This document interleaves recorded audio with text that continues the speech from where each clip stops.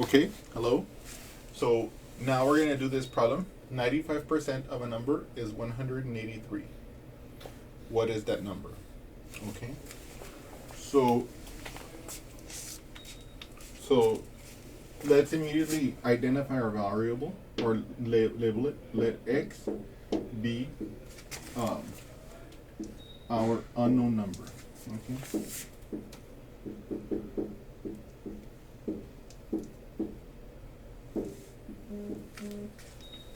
Okay. So we first label our variable and we identify it. Okay, we give it a name.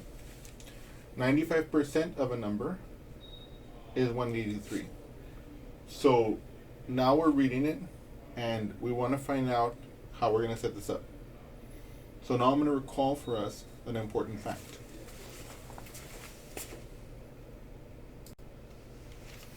So we recall that to calculate percentages, we have the following relationship. The part divided by the whole will be the percent divided by 100. And we also recall this fact, which we're going to find useful in situations like this. If A divided by B equals to C divided by D, then AD is equal to BC. Okay? Okay, let's do this. So in terms of this setup, I need to know what my part is. I need to know what my whole is. And I need to know what my percent is. Okay? Okay. Okay. So our part, okay, let's stay focused here. So 95% of a number. So 95%. 95. 95% of a number is 183. So this is our own number, our unknown number. So 95% of this number is 183.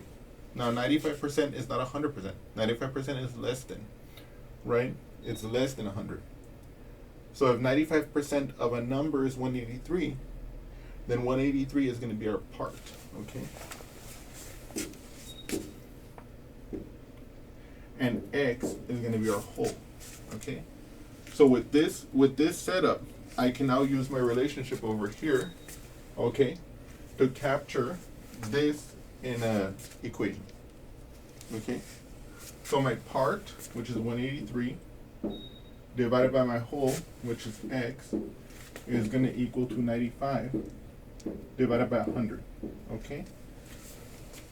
And then from here, I can use this relationship to make an equation. Well, this is already an equation, but I can use this relationship to start simplifying this equation. So 183, so if A over B equals to C over D, then AD equals BC. So 95x will equal to 183 times 100, okay? Now, when you multiply a number by 100, you can just move the decimal place 2 times to the right, or in the case of this, since it's 183 point, right, there's an invisible decimal point at the end, we can just add 2 zeros, okay? Now you don't have to take my word for it, but I'm just going to write that here, 18300, and I'm going to verify it for you here by calculating it explicitly, just as you can do if you need to practice, okay? So 183 times 100. 0 times 3 is 0. 0 times 8 is 0. 0 times 1 is 0. 0 times 3 is 0. 0 times 8 is 0. 0 times 1 is 0. One of the things I also want you guys to notice as I do this multiplication is that I'm very clear about writing the numbers big enough so I can have these clearly defined columns in which these numbers can go. Because one of the things I see a lot of students, I don't want to say doing wrong, but that hurts them, is that they'll write it so compact and crushed that they end up confusing what they're writing, okay? And then finally, 1 times 3 is 3, 1 times 8 is 8, and then 1 times 1 is 1. And then I can add these all. Of course, the 0, 0, 3, 8, and 1. And then here, there's no decimal places, so that's just our value. We can see that that's exactly what I got here, okay? So now I want to find out what my x is. So I divide both sides by 95. So x is going to be 183,000. I'm sorry, 18,300 divided by 95. Okay? Okay.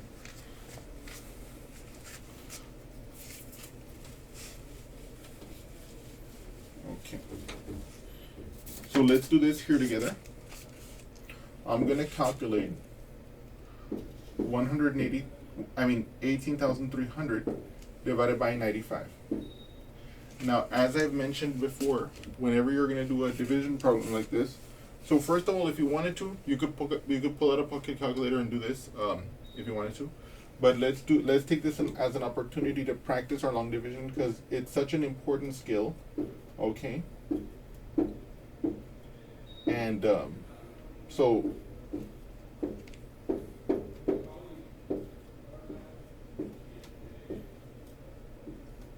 I'm going to make this multiplication table explicitly here, okay? Obviously, 1 times 95 will be 95. Now, to get the next term, I will do 95 plus 95, okay? 5 plus 5 is 10, so I bring down the 0, carry the 1. 9 plus 9 is 18. I add 1, that's 19. So it's 190. Then I can add 95 again to this, okay? 0 plus 5 is 5.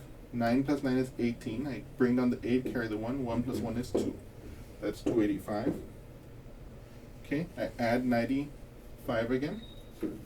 5 plus 5 is 10, so I bring down the 0, carry the 1. 1 plus 8 is 9. 9 plus 9 is 18. I bring down the 8, carry the 1. That's 380. Okay. And then I can add 95 again to this.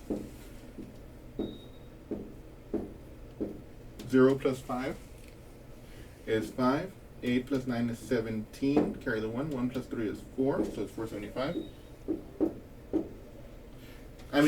Here, if you're paying attention, you can see that the digits, like that, it's going down by 5 each time here. And so if you extrapolate the pattern, you could fill out the table a lot quicker here. So it would be 5, 70, 6, 65, 7, 60, 8, 55.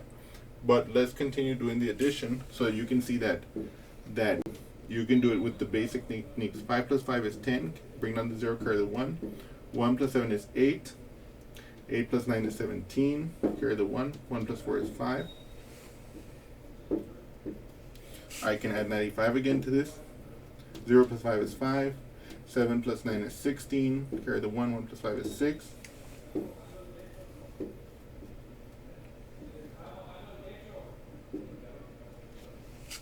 Stand by, please. Okay, so now I'm going to add 95 again here. 5 plus 5 is 0. Carry the 5 plus 5 is 10. I put down the 0, carry the 1. 1 plus 6 is 7. 7 plus 9 is 16. Carry the 1. 1 plus 6 is 7. So that's 760. And then finally, over here, I'm going to add 95 again, okay, to this. So 760 plus 95. 0 plus 5 is 5. 6 plus 9 is 15. Carry the 1. 855. Okay? Okay.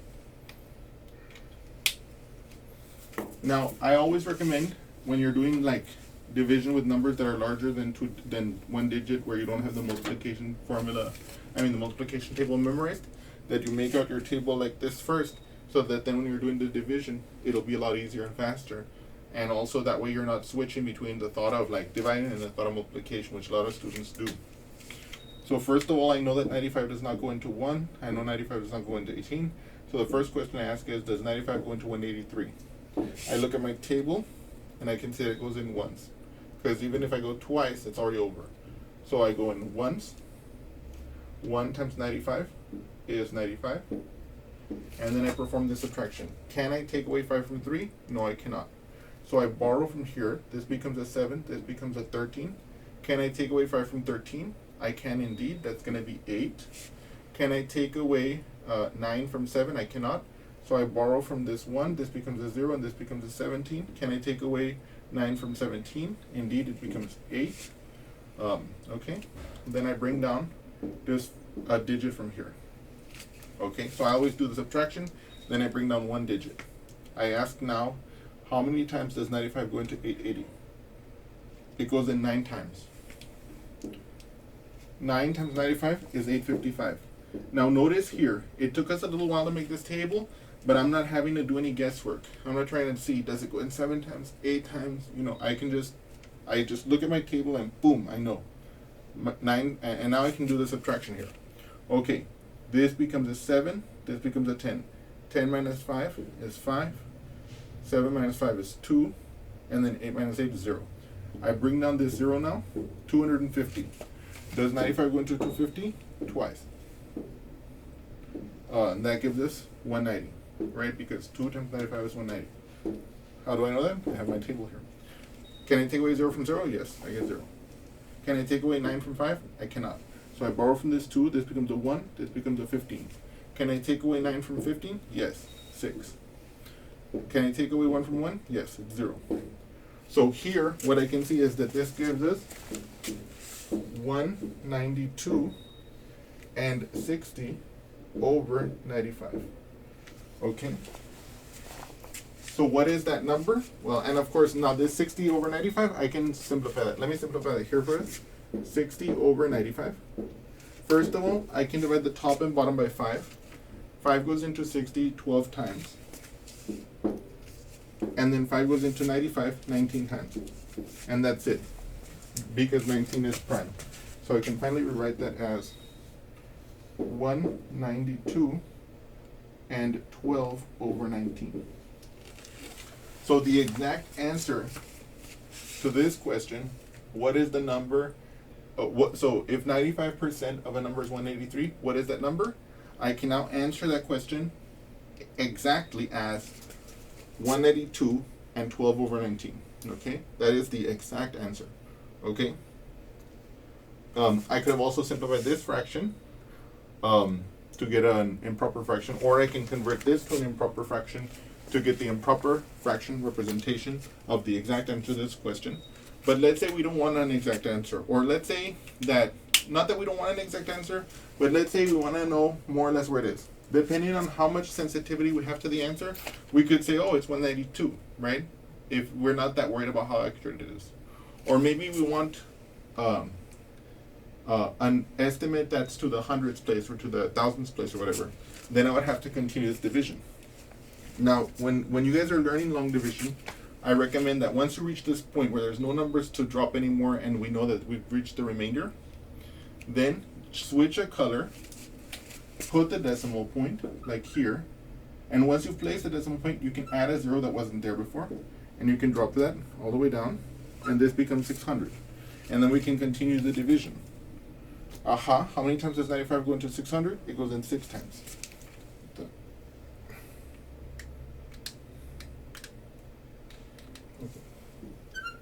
I know that 6 times 95 is 570. Okay. I know that 0 minus 0 is 0. 0 minus 7, I can't do that, so I'm going to borrow here. This is going to become a 5. This is going to become a 10. 10 minus 7 is 3. 5 minus 5 is 0. Okay, so I subtract it here. Then I add another 0. 300. That's going to be 95 goes into 300 3 times. You see? That's going to be 285. I'm going to subtract that. You're going to see that that's 15, right? Then I'm going to add another 0 like this. Okay, 150. I know that'll be ones. So 631. And as you can see here, I can keep going. So I could say, if I wanted to, that x is like approximately 192.631. And I could keep going, of course, right? So let me just double check that in the calculator here real briefly, just so you can see that.